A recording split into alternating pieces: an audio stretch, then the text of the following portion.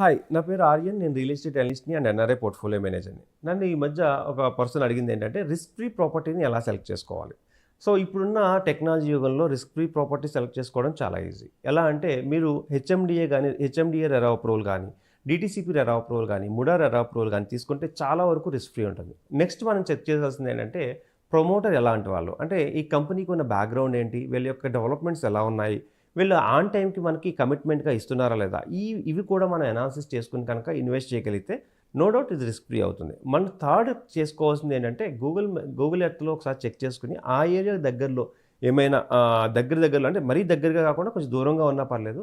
ఏమన్నా లేక్స్ లాంటివి ఉన్నాయా? లేకపోతే ఏమన్నా పెద్ద పెద్ద గుంటలున్నాయా? ఇలాంటివన్నీ చెక్ చేసుకోగలిగితే ఇప్పుడు రిస్క్ ఫ్రీ ప్రాపర్టీ తీసుకోవడం అనేది చాలా చాలా ఈజీ అయిపోయింది. So, safe investment 100% always gives the best returns.